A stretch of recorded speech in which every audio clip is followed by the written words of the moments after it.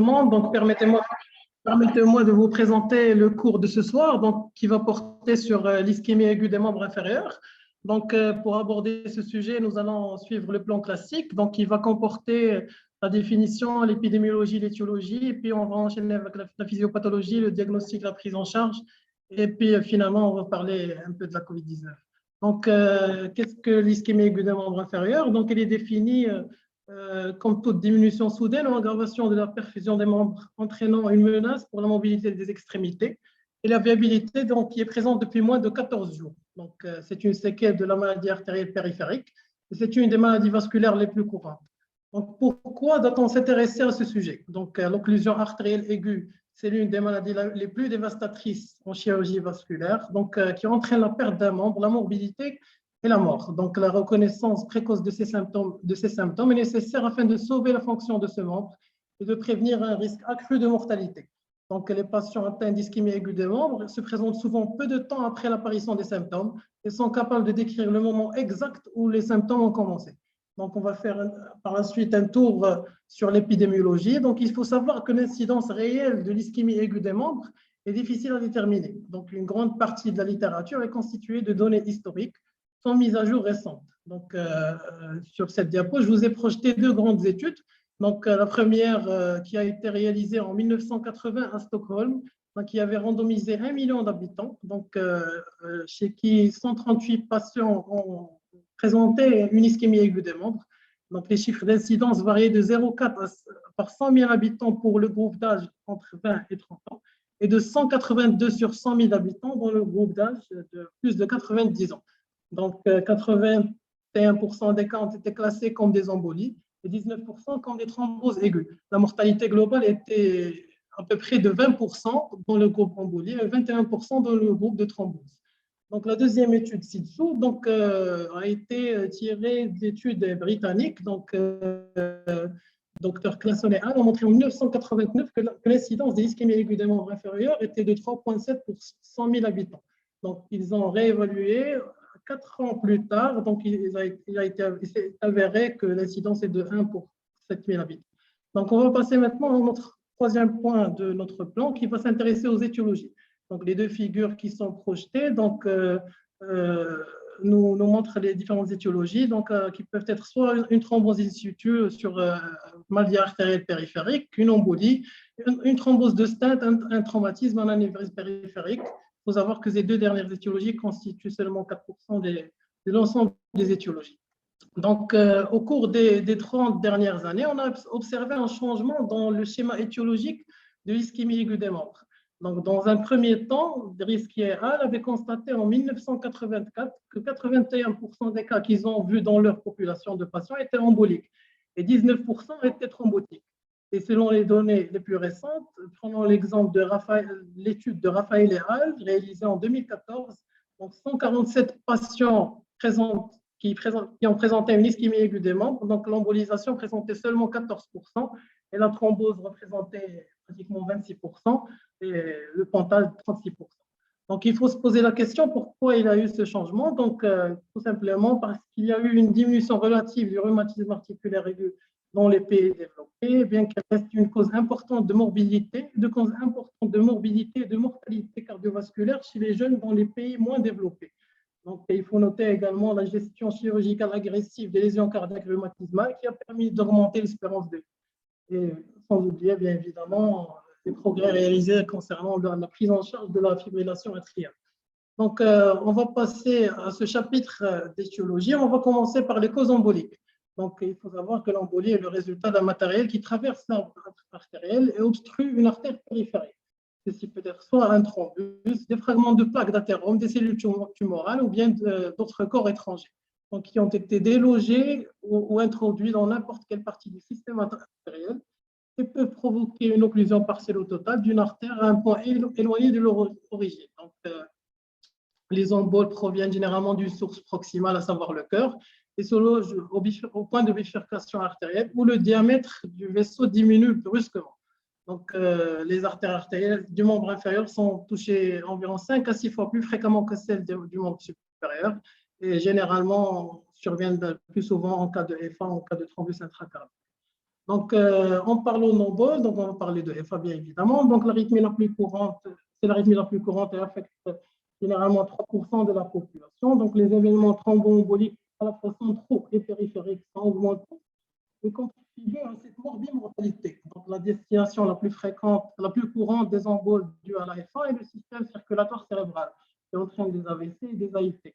Donc, bien que cette incidence soit faite, bien évidemment, pour la vascularisation périphérique. Donc, cela fait d'elle l'un des facteurs les plus importants. Donc, l'incidence annuelle de l'ischémie aiguë des membres dans la FA est pratiquement de 0,4%. Donc, la deuxième étiologie embolique à citer, c'est le thrombus intracardiaque, qui est généralement secondaire à l'écoulement du sang dans la cavité gauche. Donc, en tant que tel, le thrombus neuroventriculaire est souvent associé aux infarctus du myocarde, aux anévrismes, aux cardiomyopathies dilatées, aux valvulopathies rhumatismales. Donc, l'incidence de l'embolisation systémique du thrombus murin pour les anévrismes ventriculaires gauche, les infarctus, les CMT et les valvulopathies est respectivement 3, 2, 4 et 11%. Donc, on va passer maintenant à la troisième étiologie, qui est l'endocardite infectieuse, qui réalise généralement une embolisation septique. Donc, qu'elle soit aiguë ou subaiguë, elle peut être source d'embole qui entraîne des lésions du système nerveux central, une ischémie aiguë des membres, et voire même un syndrome coronaire aigu. Elle peut provoquer des emboles artérielles à partir de dépôts accumulés sur la valve elle-même ou en favorisant la formation de thrombines. Donc, près de 50% des patients développeront un événement embolique qui impliqueront souvent les vaisseaux coronaires, la rate, les reins, le cerveau et finalement les extrémités. Donc, l'incidence de l'ischémie aiguë des membres n'est cependant pas très bien définie et le risque est généralement corrélé à la taille, à la localisation et à l'organisme impliqué. Donc, certaines études avaient montré que le risque d'embolisation augmente avec la taille de végétation, notamment lorsque la végétation est supérieure à 10. Et ce risque semble plus élevé lorsque la valve mitrale est impliquée, lorsque le staphylocoque ou les germes fongiques ont été isolés. Donc, il faut également citer comme autre étiologie embolique la thrombose de prothèse, qui peut être révélatrice, bien qu'elle peut être obstructive ou non obstructive. Donc, il ne faut généralement pas oublier évidemment les emboles paradoxales tumoraux. Donc, les emboles tumoraux peuvent être issus d'un mixome de l'oreillette ou d'une autre tumeur solide. Et quant aux emboles paradoxales, généralement, ils provoquent rarement une ischémie aiguë des membres inférieurs. Ils sont plus souvent associés à l'AVC cryptogénique. Donc, une série avait montré que 2 à 4% des événements emboliques sur une période de 8 ans étaient dus à des embolies paradoxales. Cependant, la source est restée inconnue chez 20% des patients. Les patients présentant des emboles paradoxales sont généralement plus jeunes que ceux qui développeront d'autres formes d'embolisation. Donc, on va passer bien évidemment au deuxième chapitre des étiologies qui va s'intéresser aux causes thrombotiques. Donc, la cause thrombotique des artères natives est aujourd'hui la cause la plus fréquente de l'ischémie aiguë des membres. La thrombose en tant qu'étiologie d'ischémie est une catégorie bien plus diversifiée que l'embolie. Donc, la thrombose artérielle se développe généralement le plus souvent en point de sténose sévère, typiquement l'artère fémorale aux poplitées superficielles. Cependant, un thrombus peut se former même en absence de sténose préexistante significative. Donc, les anévrismes poplités peuvent également être thrombosés de manière aiguë, donc une infection qui est généralement associée à un risque élevé de perte de membre dû à la propagation du thrombus dans les vaisseaux cruraux. Donc, d'autres facteurs peuvent conduire à la thrombose d'une artère malade ou même d'une artère relativement normale, sont des conditions de faible débit ou d'hypercoagulabilité. Devant un sujet jeune qui présente sans facteur de risque, l'athérosclérose qui présente une ischémie aiguë des membres, la présence de malléabilité, d'hyperviscosité, de syndrome prothrombotique peut être considérée comme des causes possibles de cette ischémie. Donc, on va passer maintenant à une grande étiologie, c'est la dissection aortique, qui peut également générer une ischémie par malperfusion dynamique, c'est-à-dire par compression du vrai chenal au niveau aortique par le faux chenal, ou malperfusion statique par extension de la dissection à l'artère iliaque avec une occlusion de l'artère par le lombo intimal. Et selon les séries, cette complication concerne généralement 5,7 des dissections aortiques de type B. Il ne faut pas également oublier les artériopathies inflammatoires et les maladies de système qui sont généralement rarement compliquées d'ischémie aiguë du membre inférieur. Il s'agit généralement de maladies de Berger, de localisation très distale, de maladies de Takayasu plutôt proximale et de maladies de Hortal. quant à la maladie de B7, généralement caractérisée plutôt par des thromboses veineuses profondes et peut-être également responsable d'ischémie aiguë des membres. Donc, on va passer maintenant au troisième étiologie qui va concerner bien évidemment l'occlusion de greffe et constitue 2% de l'ensemble de ces étiologies. Donc, les échecs précoces qui surviennent généralement au cours du premier mois sont généralement dus à des problèmes techniques au moment de l'intervention. Les échecs à moyen terme, c'est-à-dire inférieurs à 1 an, sont dus à une hyperplasie intimale au niveau des anastomoses. Les échecs tardifs sont généralement dus à la progression de l'athérosclérose, soit en proximale ou en distale. Donc, on va terminer ce chapitre d'étiologie par les traumatismes artériels qui peuvent être soit fermés ou ouverts. Il peut s'agir soit d'une section artérielle, une rupture de l'intima ou un spasme dû à un gros hématome en expansion. Il peut également résulter de fractures, de luxation de membres ou être iatrogène en cas d'intervention cardiologique, vasculaire, en cas de chirurgie gynécologique ou urologique.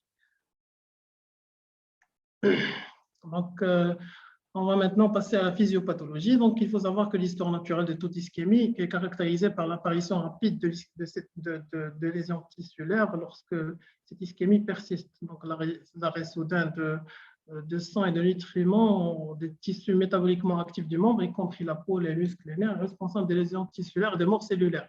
Le métabolisme passe initialement d'un processus aérobie à un processus anaérobie, puis l'ischémie est établie entre un dysfonctionnement cellulaire et à la fin la mort. Donc, ceci est responsable d'apoptose cellulaire qui libère dans le sang des produits de catabolisme anaérobie associés aux produits de rhabdomyolyse, à savoir le potassium, le myoglobine, la créatine phosphokylase.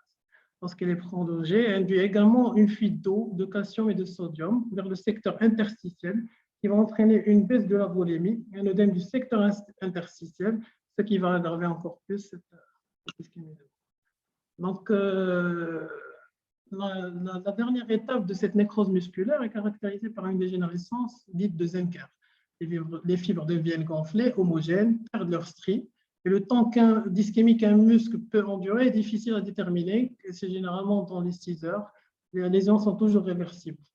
Au-delà de cela, les 12 heures, les lésions ne peuvent pas régresser. Généralement, la nécrose musculaire peut être massive ou circonscrite, et dans un même muscle, peuvent coexister différents degrés de dégénérescence. Les cellules nerveuses constituent généralement l'élément le plus sensible. La souffrance nerveuse débute 4 heures après le début de l'occlusion. Les cellules musculaires souffrent généralement 6 heures après le début de l'ischémie. Et les modifications séquentielles de la peau sont liées au temps de l'ischémie. Après 10 heures, il y a des modifications de noyaux et une homogénéisation des couches profondes, alors qu'après 20 heures se produit les décollements des couches basales et des papilles.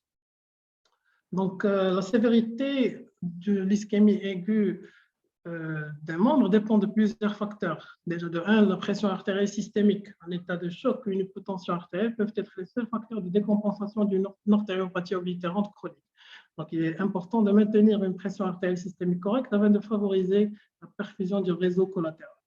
Le deuxième point le plus important, c'est la circulation collatérale qui permet de compenser en partie les effets de cette occlusion artérielle. Une occlusion qui survient de manière brutale chez un patient sans collatéralité sera plus sévère qu'une occlusion subaiguë survenant chez un patient avec une collatéralité artérielle préalable. Et bien évidemment, il faut noter la qualité du réseau artériel naval et le degré d'obstruction. Donc, en parlant de collatéralité, donc les tissus chroniquement sous-oxygénés forment des réseaux collatéraux qui deviennent plus augmentés en taille et en surface à mesure que le taux de rétrécissement du système vasculaire diminue. Ces collatéraux sont généralement formés par 2 processus. D'abord par angiogénèse, c'est-à-dire la germination des petits vaisseaux des artérioles existantes. Et deuxièmement par artériogénèse, c'est-à-dire l'élargissement de ces vaisseaux qui sont déjà existants. Donc, cela étant dit, que le tableau clinique de l'occlusion aiguë diffère largement chez les patients présentant des tissus endommagés préexistants. Chez les personnes âgées, ils sont plus susceptibles d'avoir ces collatérales comme réserve de sang que les patients jeunes qui ne forment pas de pontage biologique car leur ischémie est tout simplement d'installation brutale. Donc maintenant, on va passer à la stratégie diagnostique, donc, qui s'articule généralement au cours de 4 étapes. Le diagnostic positif, le diagnostic de siège de gravité, et puis le diagnostic étiologique. Le diagnostic positif d'ischémie aiguë des membres repose sur l'interrogatoire et l'examen clinique, qui doit être bilatéral et comparatif. L'interrogatoire recherchera la présence d'une artériopathie oblitérante des membres inférieurs et les éventuels gestes de revascularisation effectués. Il convient également de s'enquérir de traitements suivis, notamment des anticoagulants et antiagrégants plaquettaires. Donc, l'évolution de ces symptômes renseigne sur sa vitesse d'aggravation et l'heure de début doit être impérativement relevée et consignée dans le dossier médical. L'interrogatoire relève les éléments concernant la motricité antérieure du patient, son état général, l'existence de comorbidité et de facteurs de risque cardiovasculaire, orientant plutôt vers une thrombose sur artère pathologique. Donc, il est recommandé également que l'évaluation clinique soit effectuée par un chirurgien vasculaire qui devrait être responsable de la planification des investigations et de la gestion de la thérapeutique. Donc, les symptômes dépendent de la localisation de l'obstacle artériel, de l'extension de la maladie, du développement de ce réseau collatéral et du délai séparant l'apparition des premiers symptômes et de l'examen. En règle générale, la symptomatologie est dominée par les 6 P. Donc, ces 6 P, donc le premier P pour douleur, c'est-à-dire pain, c'est le symptôme le plus courant de l'ischémie aiguë des membres. Elle est souvent sévère, continue et localisée dans les pieds et les orteils. Son intensité ne reflète pas la sévérité de l'ischémie. Le deuxième P, c'est pour paresthésie. Donc, elle commence par une sensation d'engourdissement et évolue rapidement vers une perte de sensation au toucher léger. Les fines fibres nerveuses qui transmettent les impulsions du toucher léger sont très sensibles à l'ischémie et sont endommagées près de temps après l'ischémie. Donc, en revanche, les fibres douloureuses étant moins sensibles à cette ischémie, la découverte d'une diminution de la perception de la douleur indique un stade beaucoup plus tardif de l'ischémie. Donc, le quatrième P, donc troisième P pour paralysie qui constitue généralement un signe de gravité. Et le quatrième, c'est la pâleur qui est généralement révélatrice de l'ischémie. Et parfois, le membre peut être cyanosé et le temps de recoloration cutanée doit systématiquement être évalué et il est dit allongé s'il est supérieur à 3 secondes. Donc, le cinquième P, c'est pour l'absence de pouls, pulselessness, et le sixième P, c'est polycothermia, c'est-à-dire froideur, qui autour d'une articulation distale et donc permet de localiser le niveau de l'obstruction. Donc, il faut rappeler que le tableau clinique peut être incomplet, il doit être toujours comparatif et que le diagnostic de l'ischémie aiguë artérielle des membres est avant tout un diagnostic qui est clinique. Donc, on va passer maintenant au diagnostic topographique. Donc, une fois le diagnostic d'ischémie établi, on s'attache à évaluer sa topographie. Donc, il va conditionner la prise en charge thérapeutique.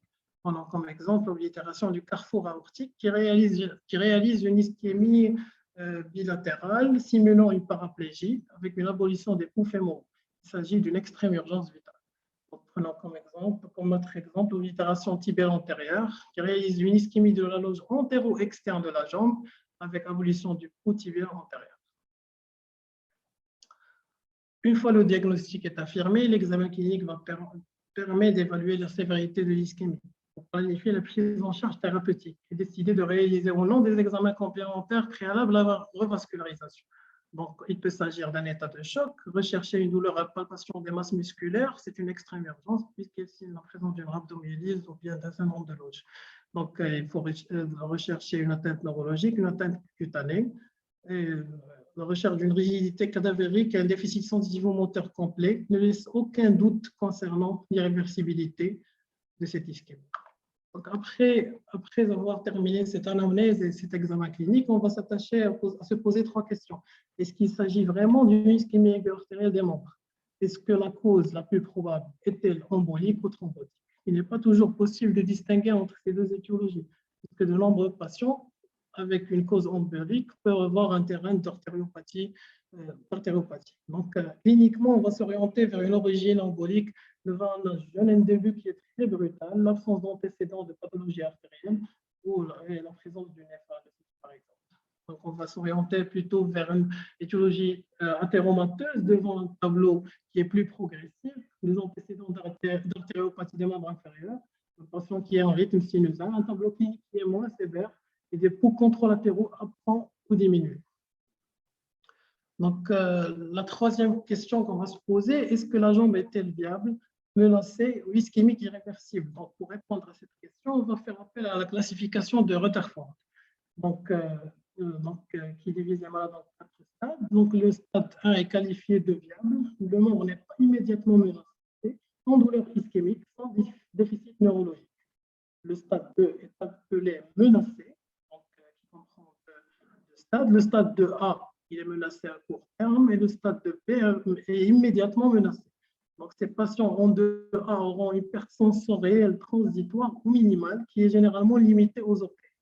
Ceux en 2B ont des douleurs de repos ischémique persistantes, une perte sensorielle au-dessus des orteils et des troubles mentaux.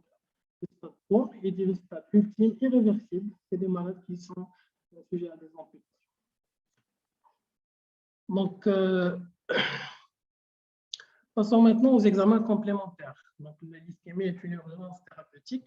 Une imagerie diagnostique avant la revascularisation ne sera réalisée qu'en l'absence de déficit sensitivo-moteur, à condition qu'il ne retarde pas le traitement. Donc, dans le cas contraire, aucun examen complémentaire ne doit être réalisé. Donc, lorsque l'état clinique du patient le permet, la réalisation d'un examen morphologique se justifie pour localiser le niveau d'occlusion, l'étendue, la présence de collatéralité, guider le geste chirurgical et rechercher une cause sous-jacente. Donc, on va commencer par l'écho-doppler artériel qui a une sensibilité de 88 et une spécificité de 96% pour détecter les sténoses supérieures à 50%, mais trop faible pour les occlusions distales tibiales. Donc, le deuxième examen, c'est l'angioscanner, qui est l'examen de choix pour l'investigation urgente de l'ischémie artérielle, fournit des images de bonne qualité et il est de qualité similaire à l'angiographie. Donc, le troisième examen, et c'est le pilier de l'investigation, mais malheureusement, il n'est pas toujours accessible. Il doit être choisi dans des cas sélectionnés avec des extrémités viables. Il peut révéler la nature embolique ou thrombotique de l'obstruction. Donc, par exemple, la présence d'une occlusion en forme de croissant ou de ménisque, typique d'une occlusion embolique. La présence de collatéralité oriente plus vers une cause thrombotique. Donc, on va s'attacher, bien évidemment, sans retarder la prise en charge, à réaliser un bilan de retentissement, donc qui peut comprendre des bilans biologiques, recherche d'une hypercalémie, d'une acidose métabolique, d'une rhabdomyolyse et d'une insuffisance rénale.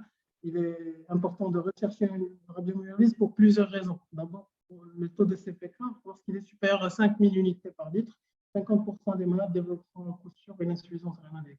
Donc, il faut également demander le CG à double but, visée étiologique à la recherche d'une EFA ou bien d'une CMI, orientant vers une origine embolique, par exemple, et évaluer également le retentissement en cas d'hyperkaliémie. Donc, on s'attachera également à préciser l'étiologie de l'ischémie aiguë après revascularisation par des examens complémentaires en fonction du mécanisme retenu, de la topographie de l'obstruction artérielle. On s'attachera à réaliser une échographie transthoracique à la recherche de valvulopathie, de myxome, de myxome. On va une écho de transsupraortique pour avoir une idée sur la qualité des artères et ainsi de suite. Donc, on va passer maintenant à la prise en charge thérapeutique.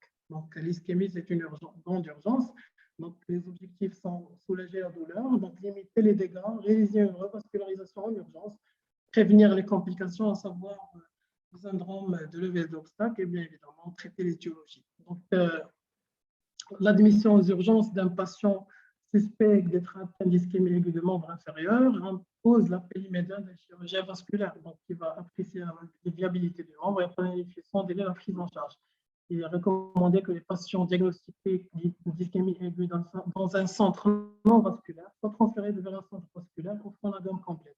Donc, des monitorages de pression artérielle, de saturation, de fréquence cardiaque et du segment SPI, de la température et de la diurèse sont également installés. On doit également mettre le malade sous analgésie adéquate avec une réhydratation intraveineuse ainsi qu'une supplémentation en oxygène pour améliorer l'oxygénation tissulaire.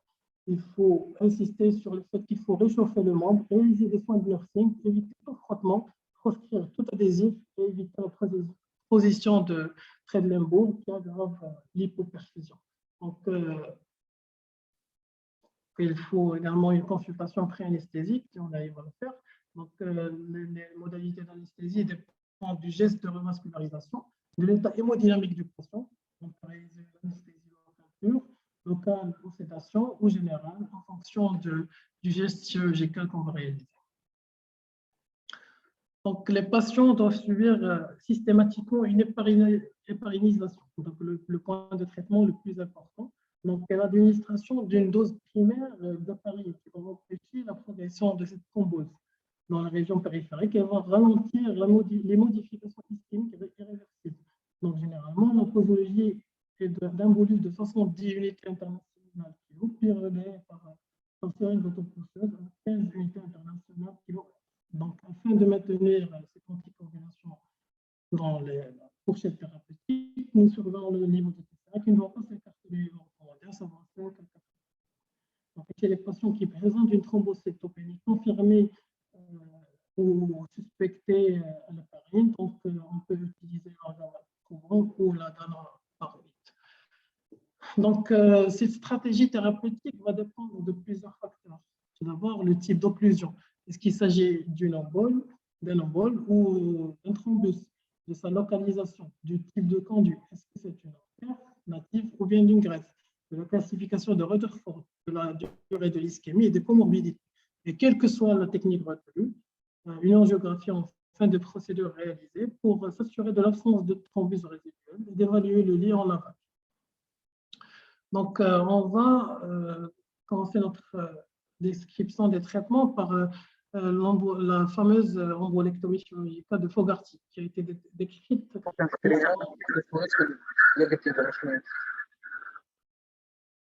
décrite en 1963 par Fogarty lui-même, donc elle est devenue le traitement de choix. Donc, ces étapes, donc, on commence par une artériotomie qui est généralement réalisée au niveau de l'artère fémorale jusqu'en amont de sa bifurcation. Généralement, c'est une artériotomie qui est transversale, bien qu'une artériotomie longitudinale peut être réalisée pour permettre une meilleure visualisation. Donc, après, donc, la sonde à ballonnet est introduite aussi loin que possible et devrait passer facilement avec seulement une légère résistance qui est rencontrée aux bifurcations. Donc, par la suite, le ballon est gonflé juste une fois on a dépassé ce thrombus et ensuite lentement retiré tout en ajustant la pression dans le ballon. La procédure est répétée jusqu'à ce qu'il n'y ait plus de thrombus et que le vaisseau saigne avec force. Donc, à ce stade, une solution saline héparine est injectée dans l'artère qui est ensuite par la suite clampée. Donc, une angiographie en fin de procédure peut être réalisée pour évaluer l'efficacité de cette embolectomie. Et si la perfusion est réussie, l'artériotomie est une suture non résorbable et toutes les pinces et les bandelettes sont retirées. On peut mettre un drain pour surveiller. Donc, après avoir réalisé ce geste, il faut guetter les complications. On doit rechercher une détérioration clinique qui est en faveur d'une embolisation à distance, une dissection artérielle, une sténose et en long terme, une hyperplasie intimale. Donc, dans certaines situations où on a des thromboses sur artères pathologiques ou en cas d'antécédents multiples de revascularisation, l'embolectomie simple n'est généralement pas suffisante. Le traitement de la lésion responsable fait appel aux autres techniques de revascularisation, à savoir l'angioplastie avec mise en place d'un stent qui est généralement adapté aux lésions courtes. On peut également réaliser pour les lésions un pontage en utilisant soit un greffon veineux ou un greffon. On va entamer maintenant les techniques endovasculaires. On va parler de fibrinolyse. Fibrinolyse intra-artérielle, non pas intraveineuse, donc, qui consiste à placer un cathéter perforé dans le thrombus et administrer à son contact un agent thrombolytique dans le but de provoquer sa lyse. Parmi ces avantages, on peut citer la prévention des lésions endothéliales, la dissolution des thrombus, même dans le territoire distal de l'occlusion. Donc, elle est généralement contre-indiquée dans les situations à risque hémorragique en cas d'ischémie sensitivement motrice en raison de son long délai d'action trop long qui est de 12 à 24 heures. Pourquoi? Parce que tout simplement, un déficit sensitivement-moteur ne peut pas attendre 12 à 24 heures pour dissoudre le thrombus. Donc, plusieurs agents thrombolytiques sont disponibles, dont les activateurs de plasméogène de première génération, à savoir la streptokinase ou les activateurs du plasméogène de deuxième et troisième génération qui comprennent bien évidemment l'altéplase, tenecteplase et l'altéplase. Donc, pour la thrombolyse extra-artérielle, le plus utilisé sont les agents recombinants, plutôt que l'urokinase et la streptokinase. Donc, le mécanisme d'action de ces agents thrombolytiques, donc, c'est l'activation directe du plasméogène. Parce qu'ils sont infusés par voie intraveineuse, ils restent relativement inactifs. Lorsqu'il rentre en contact avec la fibrine du thrombus, il est activé, entraînant la transformation du plasminogène en plasmine et la dégradation ultérieure de la fibrine du thrombus. Sa demi-vie est de 4 à 7 minutes. Donc, quant aux streptokinases et l'urokinases, ils ont des mécanismes similaires aux ceux des agents recombinants, mais ils ont une spécificité de fibrine plus faible et un risque théoriquement plus élevé de complications hémorragiques en demi-vie de la streptokinase. Donc, en règle générale, le produit est donné en bolus avec une infusion en seringue autopousseuse. Donc, prenons l'exemple de la pénectoplase, qui est le métabolisme disponible au service, et est donné par un bolus de 1 à 5 mg, puis un relais par la seringue autopousseuse à 0,125 mg par heure. Alors, en parlant de technique, donc, généralement, l'acte vasculaire pour réaliser cette thrombolyse intra-artérielle, donc réalisée au niveau de l'artère fémorale commune contre la colonne. Donc, après introduction de ce cathéter, donc une angiographie est réalisée afin d'évaluer le type, le siège et l'étendue de la lésion. Le cathéter est généralement suivi d'un guide qui sont avancés jusqu'au niveau de l'occlusion et les tentatives sont faites pour traverser la thrombose. Si on arrive à traverser cette thrombose, donc on va thromboliser en dedans de ce thrombus. Sinon, on peut libérer le produit à proximité du thrombus.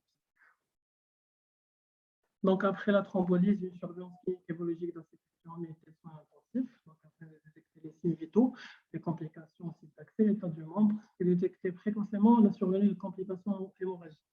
Il ne faut arrêter la thrombolyse qu'après une complication hémorragique majeure.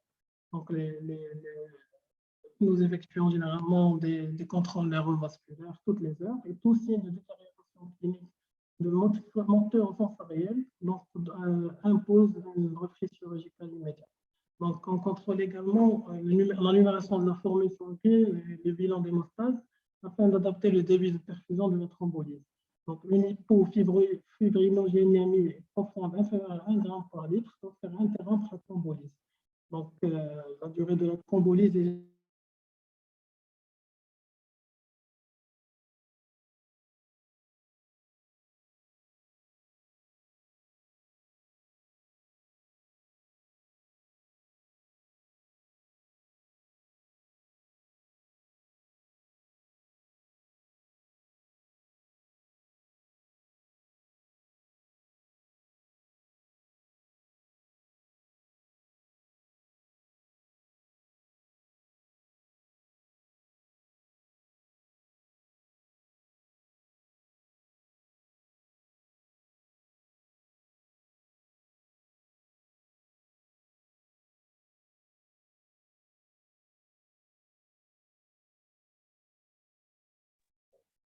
Bonsoir. C'est bon maintenant. Est-ce que je peux reprendre?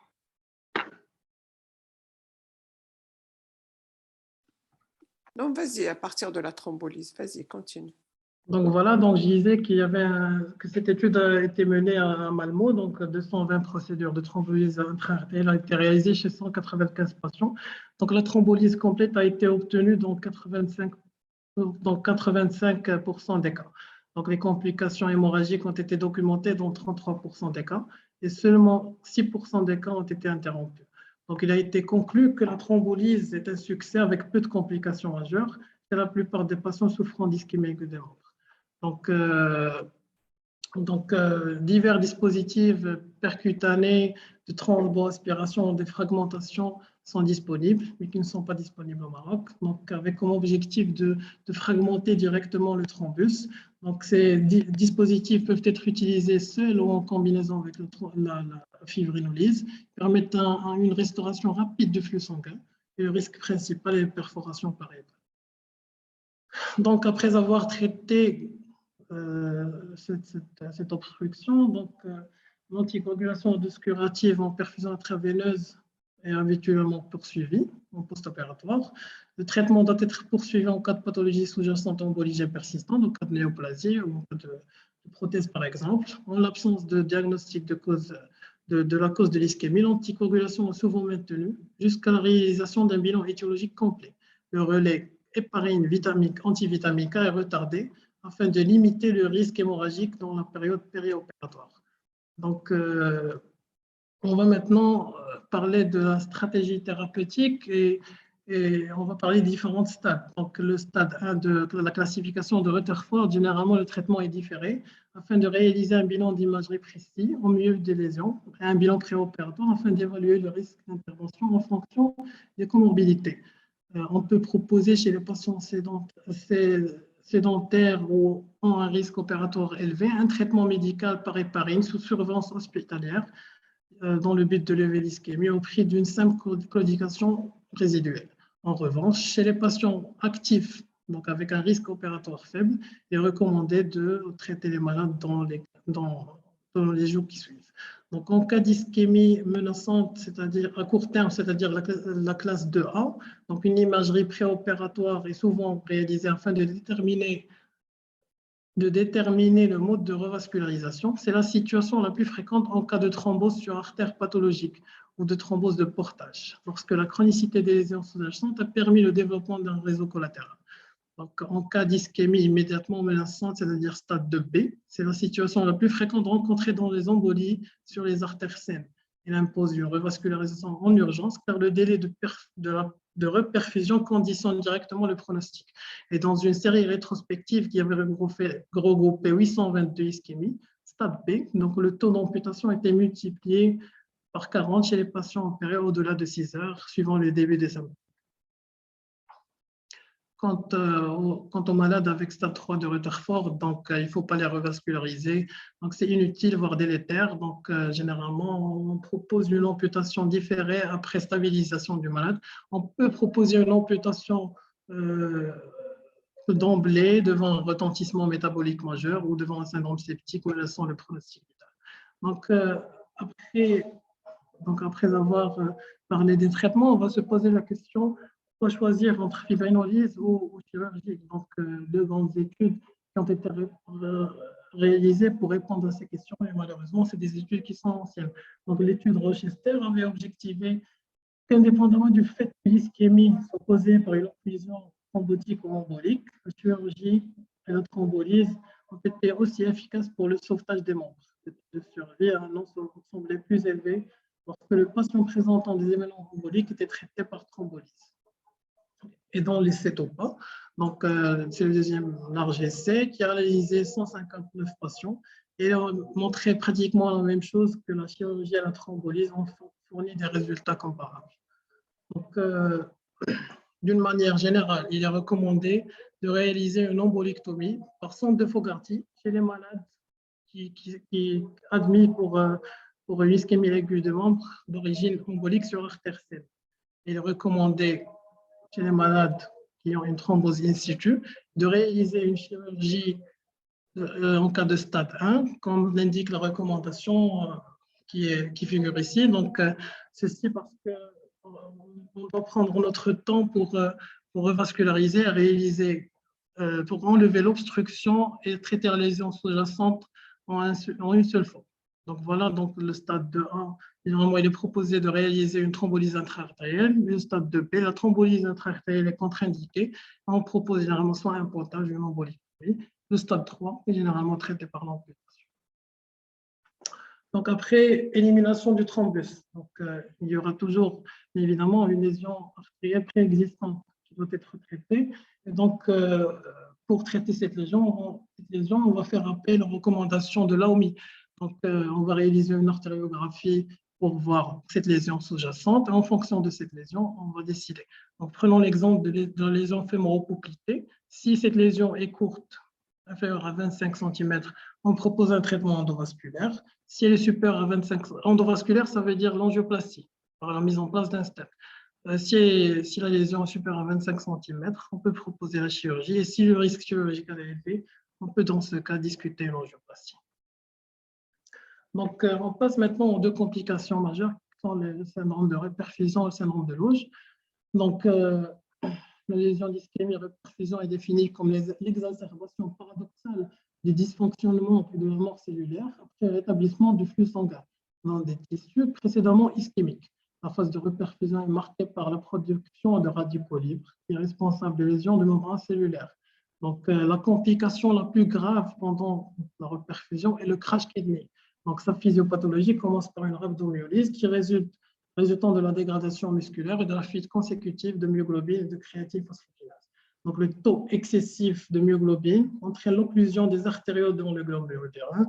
Il en résulte une insuffisance rénale aiguë. Donc, un deuxième organe qui est mésenchymateux très vulnérable est le poumon.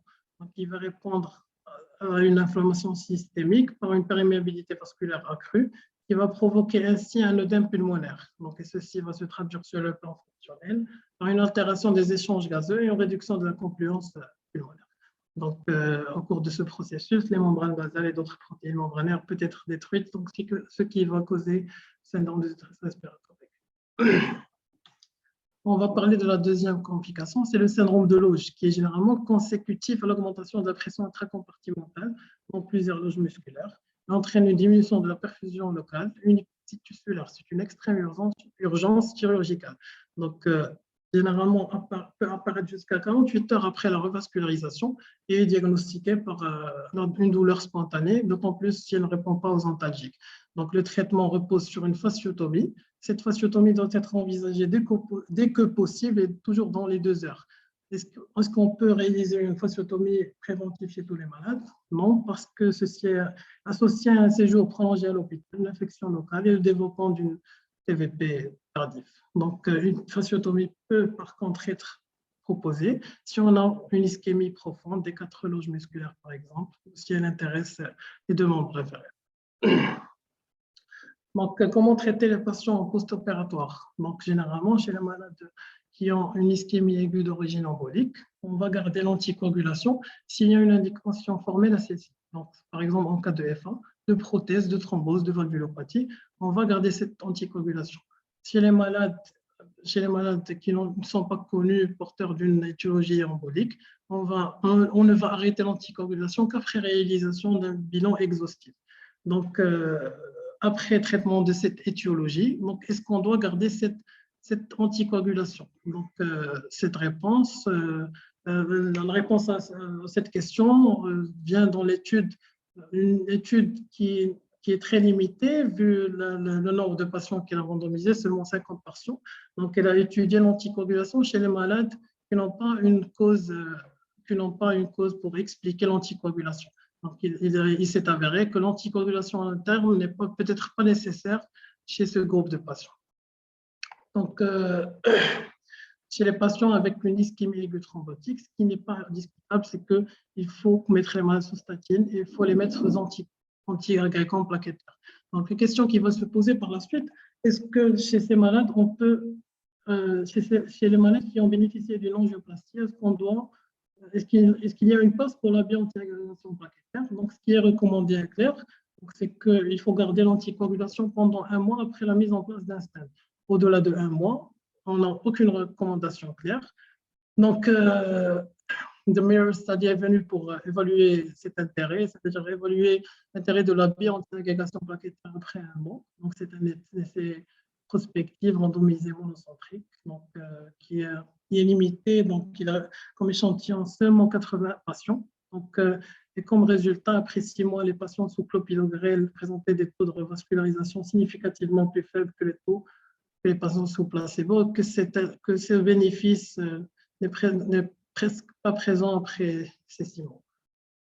Donc, est-ce qu'il y a un intérêt pour la bioantiagrégation plaquettaire après un pontage? Donc, l'étude CASPAR vient répondre à cette question. Donc, elle a trouvé que l'association clopidogrel et aspirine n'offre pas de meilleurs résultats. Donc, cependant, si on décide de donner cette bioantiagrégation plaquettaire, les malades qui vont bénéficier, c'est surtout les malades qui sont porteurs de greffons prothétiques. Cette étude, donc, je l'ai mise pour vous montrer l'intérêt de l'association anticoagulation et aspirine chez les patients porteurs d'un greffon veineux. Donc, comme principal résultat de cette étude, donc, le traitement améliore le taux de perméabilité des pompages infra-inguinaux veineux et le taux de sauvetage des membres chez les patients présentant un risque élevé d'échec de greffe. Donc, l'étude suivante, c'est un essai clinique multicentrique non masqué, qui a été étalé sur 4 ans et qui est ancien, étalé entre 1995 et 1995, donc qui a randomisé 831 patients ayant subi un pontage artériel périphérique. ont été comparés. Ils ont reçu soit une bithérapie avec aspirine versus l'aspirine seule. Donc, pour, pour les patients ayant suivi un pontage prothétique, 44 patients ont présenté une occlusion de pontage dans le groupe bithérapie, 64 pour le groupe aspirine seule. Donc, ceci dit que les patients porteurs d'un greffon prothétique bénéficieront plus de la bithérapie que les malades porteurs d'un greffon béton. Toujours sur cette même étude, donc, cette étude montre que si on décide de donner cette bithérapie, il faut craindre des saignements. Donc, 7 décès sont survenus, 6 dans le groupe bithérapie. Le seul décès qui est survenu dans le groupe aspirine était dû à une rupture de greffe. Alors, comment traiter les malades qui ont besoin d'une anticoagulation? Examen formel, en cas de FA par exemple. Est-ce qu'on doit garder la bithérapie pendant combien de temps? Donc, chez ces malades, il est recommandé de garder la bithérapie anticoagulant et aspirine pendant 1 mois. Et au-delà de 1 mois, il faut juger le risque ischémique et hémorragique pour décider de garder l'anticoagulation seule ou on peut garder la bithérapie. Donc, on va terminer cette série d'études.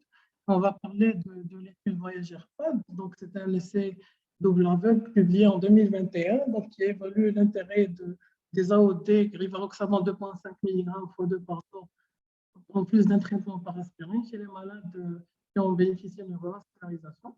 Donc, le nombre total d'événements ischémiques majeurs évités sous cette bithérapie est presque le double du nombre de premiers événements évités. Donc, le rivaroxaban devrait s'imposer en association entre aspirine en cas d'anémie revascularisée. Donc, on va terminer notre cours en parlant un peu de la COVID-19. Donc, les données que je vais vous présenter sont tirées d'une revue systématique qui a été publiée en 2021. Donc, ce qu'il faut savoir, c'est que la plupart des patients ont développé un épisode ischémique aigu après le diagnostic du SARS-CoV. Donc, un total de 30. Il faut savoir qu'il n'y a pas de corrélation entre la sévérité de l'atteinte et la survenue de l'ischémie aiguë des membres. Donc, un total de 37 patients ont eu besoin d'une simple thérapie à l'oxygène, 27 ont eu besoin d'une ventilation non invasive et 18 ont eu besoin d'une intubation endotrachiale. Donc, il faut savoir que ça a changé le schéma démographique des patients, puisque seulement 12 patients souffraient respectivement de maladies artérielles périphériques et de FA. Cette population de Covid était plus jeune que la population typique affectée par l'ischémie aiguë des membres. Donc, certains rapports ont publié également sur la survenue d'ischémie aiguë des membres 30 jours après l'événement. Donc, même après un écouvillonnage nasopharyngique qui était négatif, ce qui laisse penser que l'état pro-inflammatoire peut persister même des semaines après l'infection. Donc, il a été observé également que chez tous ces malades, le taux des dimères a augmenté soudainement. Donc, ce qui peut annoncer l'augmentation des dimères peut annoncer un événement thrombotique aigu. Donc, la prise en charge initiale des patients souffrant d'ischémie pendant cette pandémie est similaire. Les recommandations sont toujours valables. Il n'existe pas de données de haute qualité pour permettre d'éclairer le choix d'une intervention ouverte endovasculaire. Très peu de données ont été identifiées dans la médication post-opératoire, puisque selon une étude espagnole, donc des patients qui ont présenté une rethrombose c'est survenu malgré le fait que les malades étaient sous anticoagulation endose thérapeutique.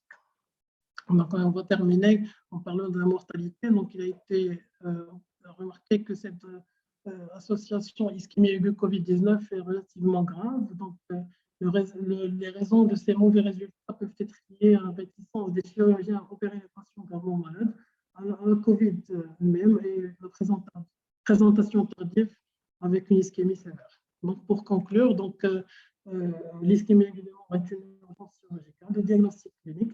Les examens ne doivent pas retarder la prise en charge. C'est dominé par deux principales étiologies, l'embolie et la thrombose. Les porénothérapies doivent être administrées dès que possible. Donc, il y a une mise en jeu de pronostics fonctionnels et vital. Il faut toujours rechercher et traiter la source embolique. Voilà, je vous remercie.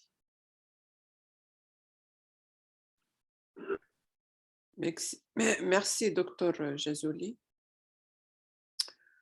Bon, on fera des remarques à la fin. Maintenant, la question est à l'audience.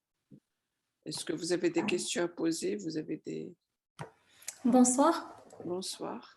Donc, alors, je tiens tout d'abord à remercier Dr Jazouli pour la qualité de votre présentation. Donc, c'est Dr Qlal Chleila, résidente en première année. Alors, ma question, elle va se porter sur les différentes Je veux bien voir ton visage, si c'est possible. D'accord, madame. Ok.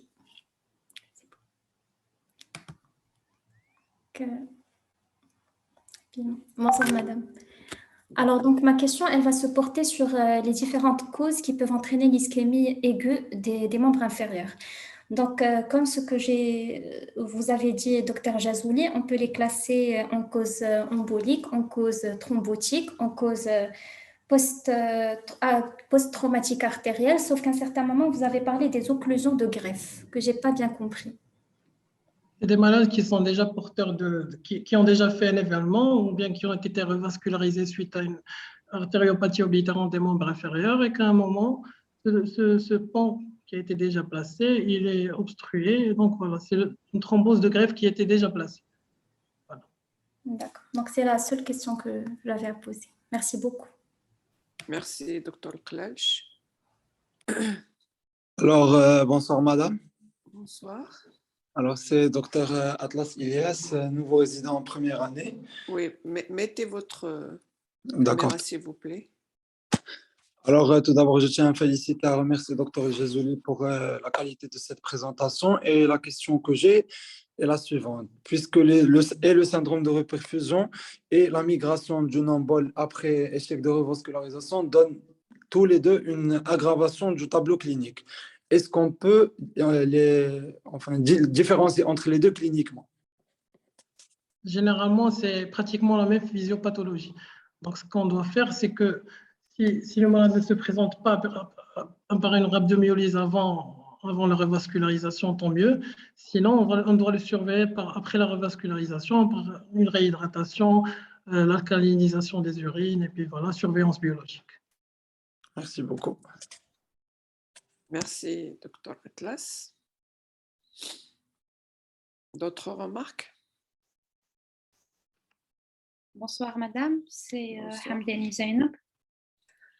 Je tiens à féliciter Dr Jazouli pour sa présentation. Sinon, j'ai une question concernant le traitement des malades ayant une endocardite infectieuse compliquée d'ischémie aiguë des membres inférieurs. Merci. Alors, pour ce genre de malade, donc, il faut diviser le malade en deux groupes. Si c'est un malade qui est déjà connu, porteur d'endocardite infectieuse, et qu'au cours de son hospitalisation, il te fait un événement ischémique majeur, donc là, et qu'il est sous antibiothérapie optimale, il est considéré comme endocardite qui est mal contrôlée et la chirurgie doit être réalisée en urgence. Dans le cas contraire, si l'ischémie aiguë des membres est la présentation initiale, c'est-à-dire c'est une présentation initiale qui a fait révéler cette endocardite. Donc, et si elle est associée à une autre indication, par exemple en cas de choc cardiogénique, d'IAO sévère, de sténose, donc on doit opérer le dos en même temps. Dans le cas contraire, on peut traiter l'ischémie aiguë des membres et programmer la chirurgie cardiaque par la suite. D'accord, merci. En fait, il faut faire attention, effectivement, c'est une question qui est intéressante concernant l'ischémie. Quel que soit X, il faut traiter l'ischémie.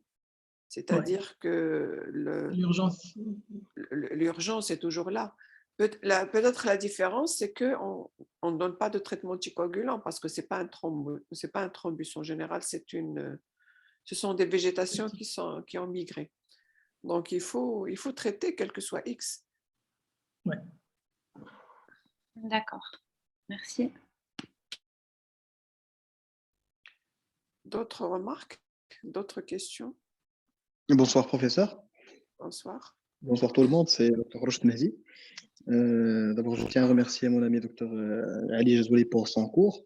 Enfin, j'ai une question à toi, Ali, concernant la thrombolyse. Comme tu as bien présenté dans ton cours, on a remarqué que l'ischémie aiguë du membre inférieur, que l'ischémie aiguë en général, c'est une pathologie qui est assez complexe dans sa prise en charge et qui fait intervenir plusieurs spécialités. Mais est-ce qu'on peut la gérer, par exemple, quand on a un patient qui vient pour une ischémie aiguë? Est-ce tout à l'heure, l'étude a démontré qu'il y avait pas que la thrombolyse avait un intérêt, mais est-ce que dans notre pratique, on peut thromboliser les malades qui sont dans un délai où les membres sont toujours viables, même si on n'est pas sûr de l'issue, c'est-à-dire même si on n'est pas sûr que le malade va être pris en charge en chirurgie ou bien en cardiologie interventionnelle? Merci. Je pense que tout dépendra de la disponibilité et de l'expertise. Si on est devant un stade 1, ce qui est recommandé, c'est la chirurgie. Mais si on n'a pas de chirurgie et qu'on a la thrombolyse, on peut réaliser bien évidemment la thrombolyse en attendant de le transférer vers un centre plus spécialisé. Bon, sa question est pertinente parce qu'effectivement, est-ce que la thrombolyse, on peut l'utiliser? C'est-à-dire que, voilà, c'est ça, je crois, la question. Mais le plus important, et tu l'as déjà dit tout à l'heure, c'est que la thrombolyse par voie générale n'est pas toujours efficace. Il vaut mieux privilégier… Pardon? Oui, je vais dire. Oui, donc il vaut mieux la thrombolyse in situ. La question de la thrombolyse in situ, c'est là où on n'a pas d'expérience. On ne sait pas comment ça se passe. Et on ne sait pas ce que ça va donner en poste. Et il y a beaucoup de complications. Je crois que… Mais selon les études qui ont été réalisées, que d'ailleurs, c'est une recommandation claire de 3 qui dit qu'il ne faut pas utiliser la thrombolyse intraveineuse parce que cette recommandation a été tirée d'une étude réalisée en 2015 qui a comparé les deux, la thrombolyse intra-artérielle versus la thrombolyse intraveineuse. Le taux d'efficacité de la thrombolyse intraveineuse était de 30% versus 85% pour la thrombolyse intraveineuse. Ceci intra-artérielle, tu veux dire? Oui, intra-artérielle, pardon. Donc, ceci a été expliqué probablement par le fait que les artères périphériques sont de gros calibre, les caillots sont généralement organisés, riches en fibrine, et qu'une simple thrombolyse par voie intraveineuse n'est pas suffisante pour dissoudre un thrombus qui est assez solide. Oui, justement, c'est ce que je suis en train de te dire. Je suis en train de dire que la thrombolyse par voie générale, c'est-à-dire intraveineuse, n'est pas efficace. Oui, alors, il faut y aller par la voie in situ, c'est-à-dire locale, intra-artérielle. Artérielle. La difficulté, c'est qu'on n'a pas trop l'expérience et il y a beaucoup de complications.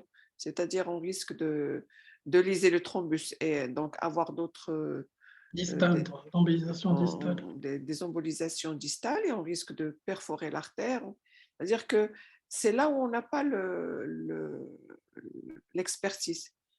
Donc, ce n'est pas toujours évident pour la thrombolyse. C'est pour répondre à Rushd, pour que la thrombolyse, en tout cas dans notre contexte, n'est pas une bonne alternative. Donc, il faut un truc local et il faut que la chirurgie soit à côté parce qu'il y a beaucoup de complications après. Je ne sais pas si j'étais claire, Dr. Rushd.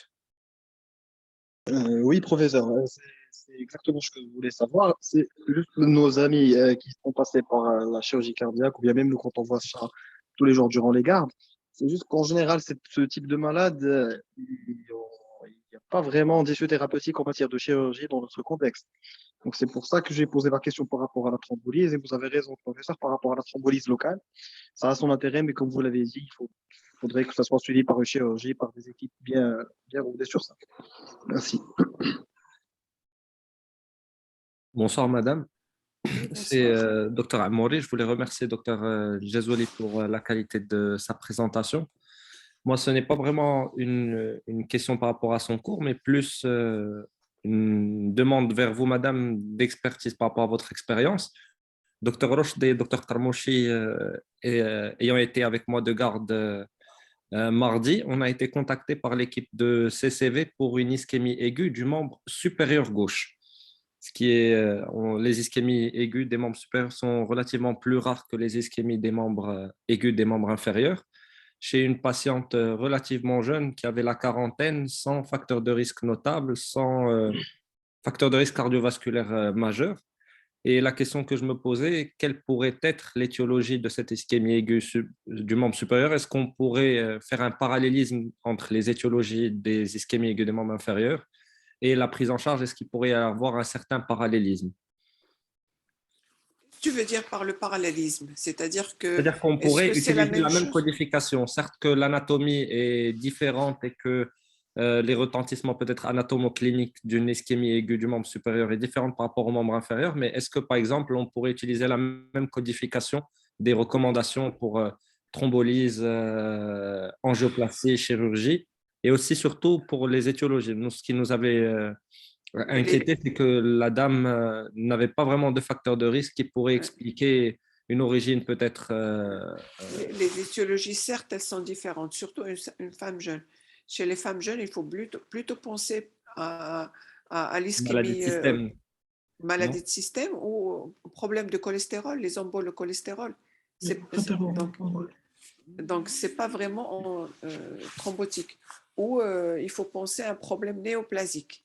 Parce que un néo derrière peut donner des maladies thromboemboliques partout. Donc, ce n'est pas les mêmes étiologies. Donc, il faut chercher une pathologie générale en dessous. Maintenant, concernant la prise en charge, certes, elle dépendra de son étiologie, mais pour ce genre de patient, la Fogarty, je ne sais pas dans quelle localisation. Est-ce que c'est distal? C'est où vraiment la lésion était, docteur Ammori? C'était Est-ce que... les peaux huméraux et radio du membre supérieur gauche n'étaient pas perçus, Donc c'est quand mais le même coup, proximal, c'est c'est-à-dire proximal. si c'est huméral et touché, donc c'est proximal. Pour ces situations, en général, la Fogarty est très bien indiquée. Donc je crois que les chirurgiens pourraient faire un geste à ce niveau-là. Je ne sais pas D'accord, si madame. je sais pas si j'ai répondu à la question. Non, non, C'est si, vrai, madame, c'était juste parce pour. que c'est très rare, c'est vrai, mais l'origine est complètement différente. L'origine en général, c'est une maladie générale, comme je t'ai dit, qui peut être maladie de système, un néo, maladie de cholestérol, c'est-à-dire des emboles au cholestérol. C'est ça ce qu'il faut chercher pour ces jeunes patientes. Il n'y avait pas des taux élevés, il n'y avait pas de dyslipidémie. On l'a vu, madame, très tard, vers le coup de 2 heures du matin. On n'avait pas une idée sur son bilan. Elle a été vue aux urgences et c'est l'équipe de garde de CCV qui nous avait demandé de faire une évaluation cardiaque rapide en vue d'un geste éventuel de fogartisation apparemment. Et aussi à la recherche étiologique, s'il y avait un thrombus ou une EFA sous-jacente qui pourrait expliquer peut-être une histoire embolique, mais il n'y avait rien de particulier sur son évaluation cardiaque en tout cas. Et elle a été fogartisée, tu sais pas? J'ai pas d'idée, madame, on n'a pas eu de suite. Parce que c'est important pour ce genre de patient de récupérer le produit pour voir avec l'anapathe, ne serait-ce que pour avoir une idée de l'origine. De l'origine, oui. C'est intéressant. Il faut poser la question au chirurgien. C'est important à suivre ce genre de malade. C'est comme ça qu'on apprend. Oui, d'accord. Et vous n'avez pas présenté cette malade? Allô? Non, on ne l'a pas présenté parce que c'était une malade de l'équipe de CCV qui voulait l'hospitaliser. C'est une malade de la CCV. On a été contacté juste dans le cadre de l'échocardiographie. Mais important à partager parce que c'est rare d'avoir ce genre de malade. C'est pour la formation médicale pour tout le monde. Merci. Oui. D'autres remarques? Bonjour, madame. Oui, bonjour. Dr. Bikouchi SMI. C'est le Dr. Bikouchi SMI. Je remercie mon ami Dr. Jezouli pour sa présentation. Donc, certes, c'est un sujet assez complexe dont on sent un peu limité concernant la prise en charge vis-à-vis les recommandations. Mais il y a un volet très, très important où on peut agir. Laissez rouler un petit peu pour voir comment les extraits sont très bien. S'il vous plaît, les micros. Oui, continue, Samy. Donc, je continue. Donc, certes, on se sent un peu limité, voire très limité par rapport aux recommandations vis-à-vis de la prise en charge de ce genre de patients, vu l'indisponibilité des fois du cathétérisme, vu l'indisponibilité des stents qui sont adaptés à ce genre de lésions, surtout les membres supérieurs, les ischémies du membre supérieur. Et là, il y a un volet très, très important. On peut agir et agir efficacement, c'est le volet de la prévention. parce qu'on est un peu, en ayant passé 6 mois de stage d'internat en médecine en service de chirurgie cardiovasculaire, c'est la même histoire qui se répète concernant les syndromes coronariens aigus ST+. Les patients ne sont pas sensibilisés et ils consultent très, très tardivement. Déjà, on voit la plupart des patients qui sont déjà au stade dépassé, où la nécrose est installée, on est presque toujours au stade 4 et c'est vraiment rare où on voit des patients qui consultent dans les délais. Donc, on peut vraiment agir vis-à-vis de la prévention, d'abord par sensibiliser les patients, surtout ceux qui sont sous anticoagulation pour des causes cardiaques, surtout les patients qui ont une valvulopathie mitrale ou bien une fibrillation atriale, les thrombus intravégés, on peut les sensibiliser, on peut leur montrer comme quoi si jamais il y a installation d'une douleur aiguë, intense, avec pâleur, froideur, le tableau que Dr Jazouli a très bien décrit, on peut les sensibiliser, leur montrer qu'il faut consulter à l'hôpital le plus proche parce que le pronostic fonctionnel serait rapidement mis en jeu. Là, on voit que les patients, c'est vraiment très, très rare que le patient consulte dans les délais. Et quand on lui explique le diagnostic, des fois, quand j'étais en CCV, il nous dit que voilà, personne ne m'a jamais dit ça, j'étais pas au courant, je croyais que c'était juste une douleur passagère. J'aurais jamais pensé que je serais amputé de mon membre inférieur à cause de ça.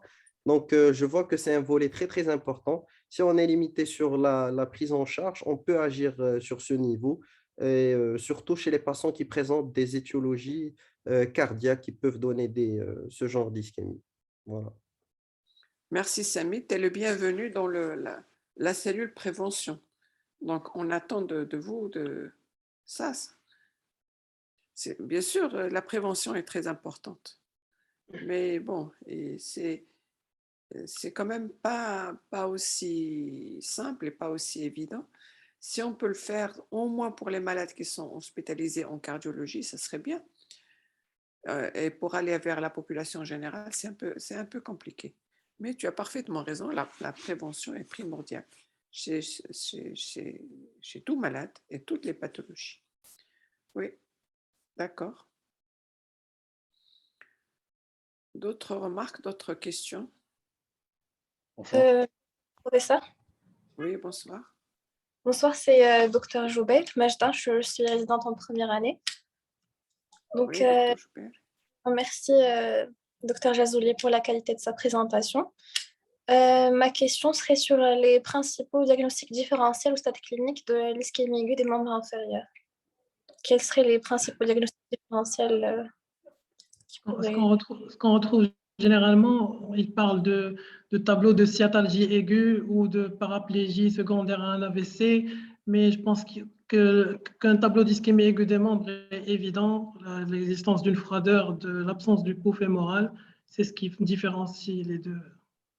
Voilà. Ce qui différencie une sciatalgie aiguë avec une paraplégie d'une ischémie aiguë des membres. Et je pense que le diagnostic d'ischémie ne doit pas être raté. Et puis voilà. C'est un diagnostic.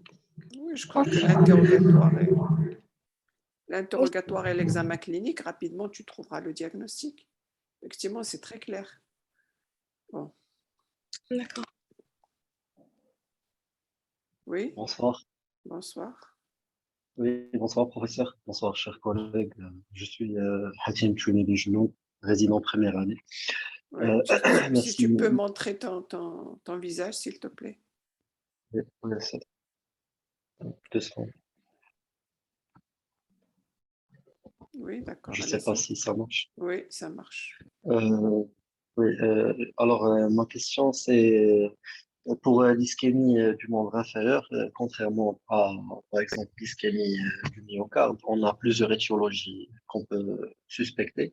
Et vu le délai court auquel on a droit pour traiter le patient, est-ce que la prise en charge de cette ischémie, elle doit être plus en plus vers ce qui est exploration, chercher l'étiologie, vu l'importance de trouver l'étiologie pour le traiter, vu que le traitement, il est principalement orienté par ça, ou est-ce qu'on doit plutôt privilégier un traitement de façon empirique, par exemple la thrombolyse par voie systémique, ou je parle de ce qui est traitement, pas de ce qui est anti-agrégation plaquettaire. Je ne sais pas si c'est clair ou je dois. J'ai bien précisé dans la présentation qu'il y a différents stades qui peuvent se présenter. Donc, soit le stade 1, stade 2A, stade 2B.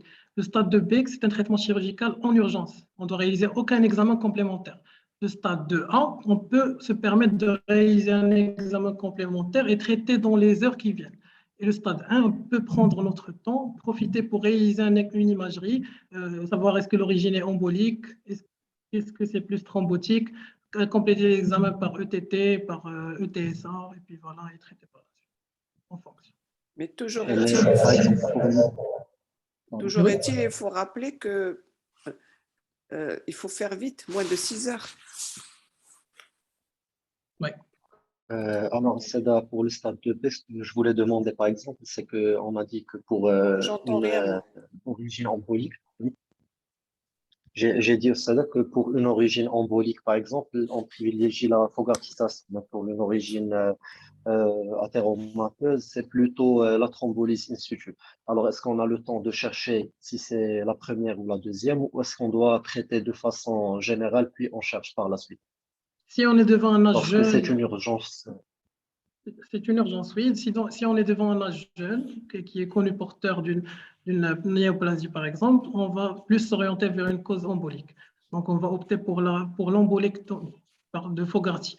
En cas de thrombose, on peut se dire probablement c'est un embole sur artère malade. On peut également réaliser une Fogarty.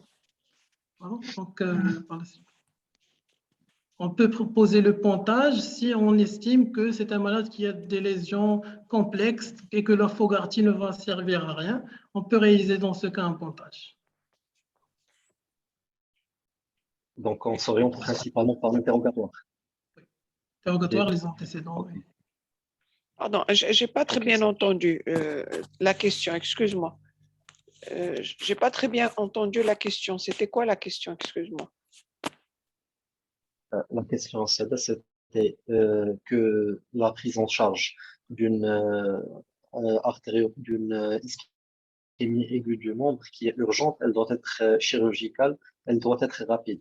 Alors, pour trouver en même temps cette prise en charge, elle est différente selon l'étiologie. Alors, est-ce qu'on a le temps de chercher l'étiologie avant de traiter ou est-ce qu'on doit s'orienter par l'interrogatoire? Voilà, par exemple, ce qu'a dit le docteur Jazouli. Est-ce qu'on doit juste s'orienter par l'interrogatoire pour choisir comment on va procéder face à cette ischémie?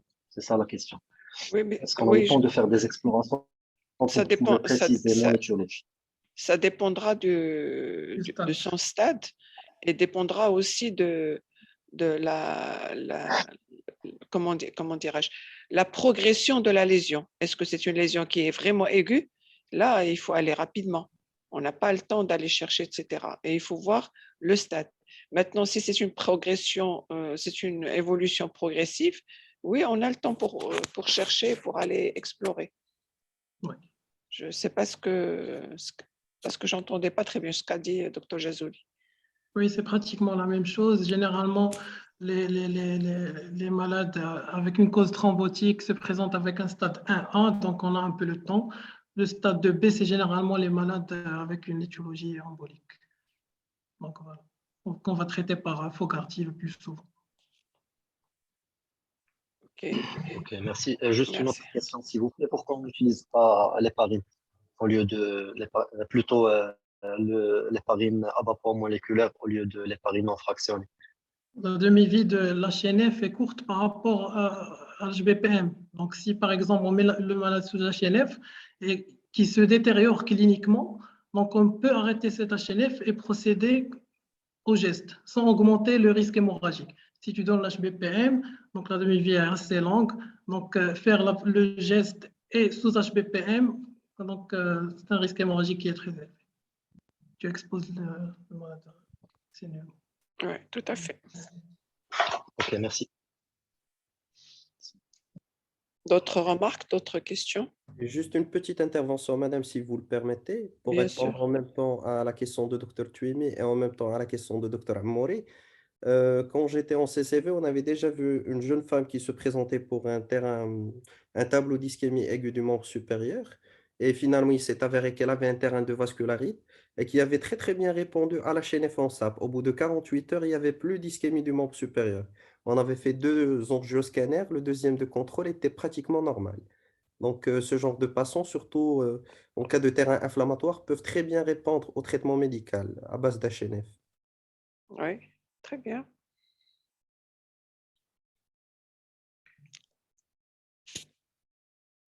D'autres remarques, d'autres commentaires ou questions?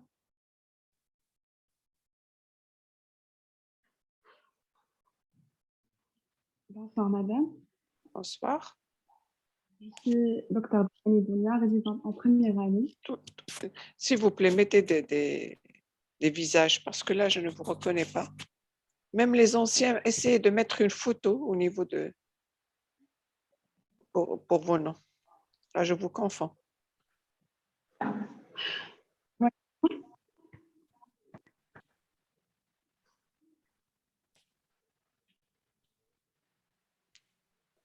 C'est bon, vous me voyez? Non? Oui, maintenant je te vois. Et elle a Alors, laissé. supposons un patient qui a présenté une embolie sur artère saine, vu précocement bien sûr, et elle a bénéficié d'une embolectomie par une sonde de Fogarty. Après, il s'est compliqué par une embolisation à distance. Quelle sera la conduite? Embolisation à distance, où par exemple? En général, l'embolisation à distance, c'est des petits vaisseaux. En général, ce genre de patients, on les met sous traitement anticoagulant et on surveille.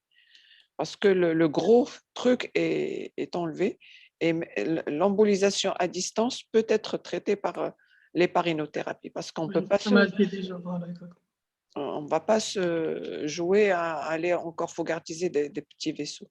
C'est souvent le traitement médical et surveillance. Bon, excuse-moi, j'ai répondu à ta place. Vas-y, Jazouli. Non, c'est pratiquement la même chose. Je me demandais, elle parlait de l'embolisation à distance. Est-ce que on reste dans les membres inférieurs, AVC? C'est ça ma question. Donc, tu parles d'embolisation. C'est vrai, dans les membres inférieurs en premier lieu, après AVC. Donc, on va compléter par... donc, s'il est responsable d'une embolisation à distance, donc là, on va poser le pour et le contre, opérer ou pas le malade, et ça dépendra également du stade de cette réembolisation. Voilà. Et le site, bien évidemment. D'accord, merci. Ok, est-ce qu'il y a d'autres remarques, d'autres questions avant de clore? Les moins jeunes, je ne vous ai pas entendu aujourd'hui.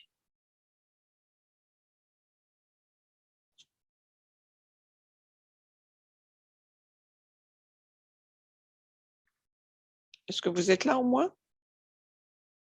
Oui, madame, on est là. Bonsoir, madame. Oui, bonsoir. Les moins jeunes, oui, vas-y. Oui, c'est Hatim Hadja. Donc, je tiens tout d'abord à remercier Dr Jazouli pour sa présentation et j'ai toute une petite question en ce qui concerne toujours l'héparinothérapie. Donc, au tout début, on a vu avec Dr Jazouli qu'il y a une indication pour démarrer l'héparinothérapie. Sauf que dans les diapos qui suivent, on a vu que selon la classification, on peut dépasser l'héparinothérapie pour le stade 1 et pour le stade 2A qui sont actifs et non pas sédentaires. Donc, juste, est-ce qu'on va démarrer cette héparinothérapie et par la suite, on va la classer et juger est-ce qu'on va la continuer ou pas? Donc, c'est ça la première question. Et pour deuxièmement, vu au sucre, on ne peut pas mettre les patients sous HNF. Est-ce qu'on peut garder toujours est-ce qu'il y a place de mettre les patients sous HPPM, même vu le risque hémorragique? Pour l'HPPM, je pense que j'ai déjà répondu à la question. Donc, sinon, c'est juste qu'on ne peut pas mettre tous les patients sous HNF, puisqu'ils doivent être soit hospitalisés, soit on doit les mettre au déchocage. Si on ne peut pas démarrer l'HNF, est-ce qu'il y a une place de garder l'HPPM? Bien sûr, bien sûr. On attend juste la classification. Non, il faut le mettre sous anticoagulant. Si vous n'arrivez pas à mettre l'HNF, mettez l'HPPM. C'est vrai qu'il y a un risque hémorragique plus élevé, mais au moins, tu évites un petit peu l'extension de ce thrombus. Donc, surtout au niveau des urgences, là où on a des conditions qui sont catastrophique, donc on ne peut pas se permettre à regarder le patient. Et on attend dans le chirurgien. Oui, vas-y, docteur Jazouli. Sinon, pour la première question, est-ce que tu peux rappeler, s'il te plaît? Je n'ai pas bien entendu.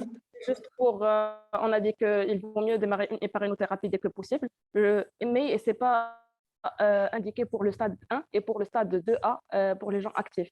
Donc, est-ce qu'on va la démarrer? C'est indiqué pour tout stade, pour toute ischémie aiguë de membre, quel que soit le stade, l'héparinothérapie doit être instaurée. D'accord. Donc, on va la démarrer dès le début sans attendre ni classification, on n'a rien de préférable de mettre le patient sous HNF, on peut pas, on va démarrer l'HPPM. C'est bien. D'accord, merci beaucoup.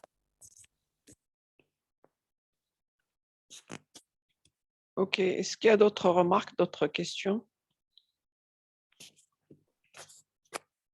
Tout le monde.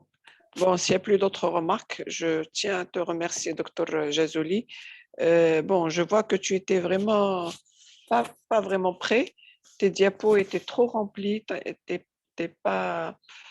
Je m'attendais un peu plus de chez toi, docteur Jazouli. J'espère que tu feras mieux la prochaine fois.